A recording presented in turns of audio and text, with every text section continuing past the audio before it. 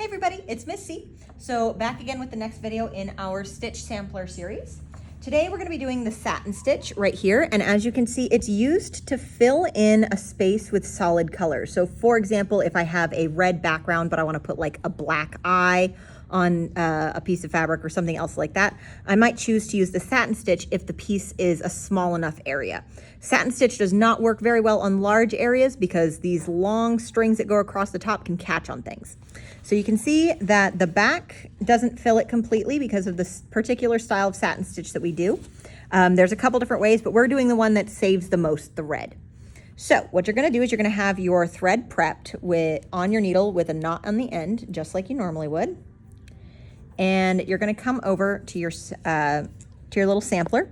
And you can see that I've only numbered a few of these stitches. Hello, Miss Kitty. Sorry, the cat meowed. Yes, there's a cat in the classroom. Leave me alone. Don't mention it to my superiors. Please, I don't want to get in trouble.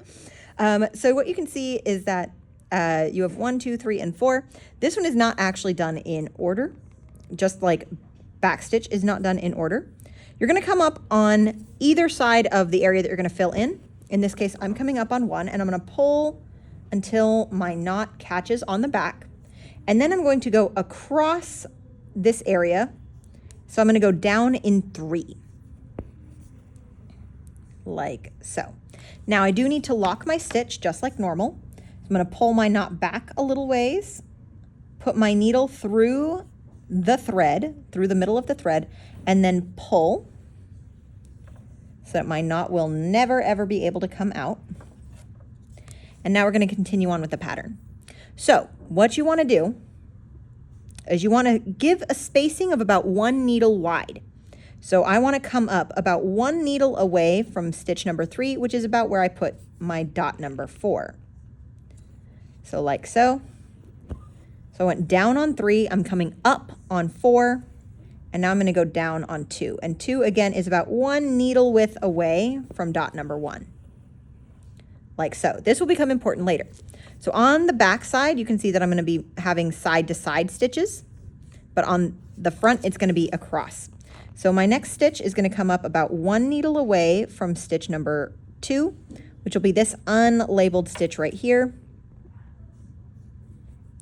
right there. I'm going to come up next to 2. I'm going to go down next to 4.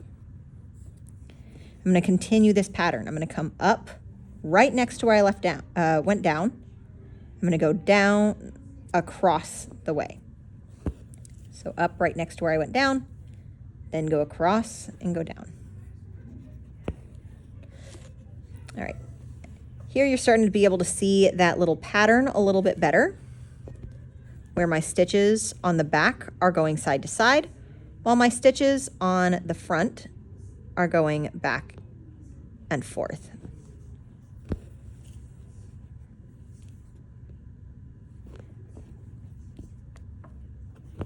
Now, here's where you got to be careful. This satin stitch, if you yank, you can end up squishing all these really easily. That is the one drawback to having this particular style of satin stitch. If you yank really hard, then your stitches will start to squeeze in on themselves, which you don't really want. The best ways to combat that are to keep your fabric nice and taut, that is to say flat, and to pull until it just gets pulled and not any further.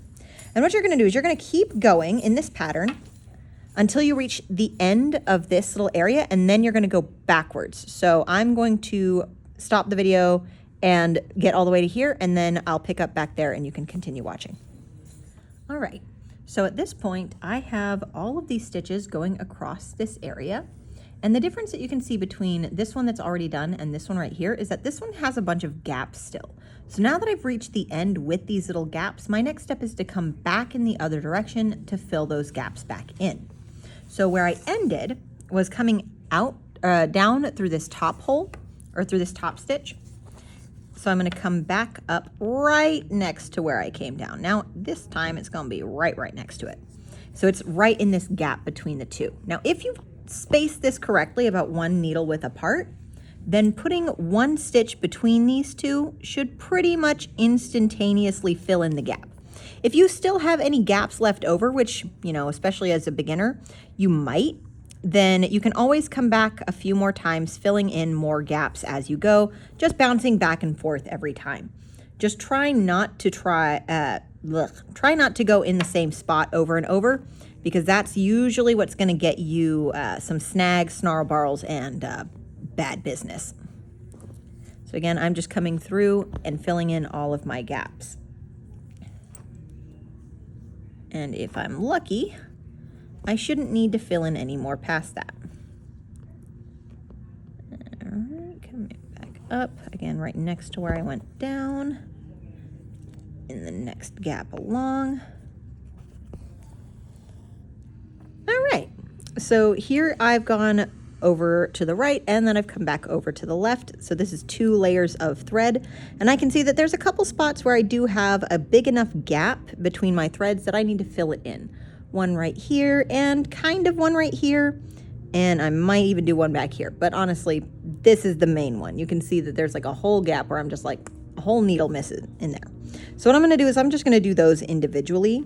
It really doesn't matter which direction these are going, because there's really no way to avoid losing some thread on this, but 'tis what 'tis. Luckily, there's only a few that we need to do, and it's not a whole ton, so we can just do it as calmly as possible. Some stitches to fill in these gaps, and then we're going to be done, and it'll be time to tie off our thread. So do that one, then come over here, do this last one. Oop, oop. There we go. Do this last one. And now my area is nice and filled in, like so.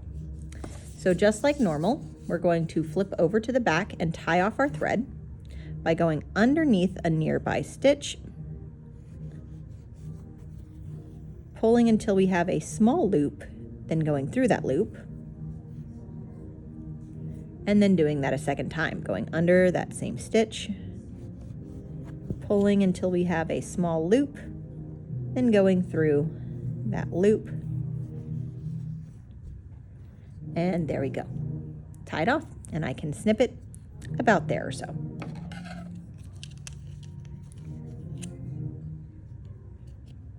Oh my gosh. Scissors, no, don't die on me now. You're my loyal scissors. There we go. And our satin stitch is finished.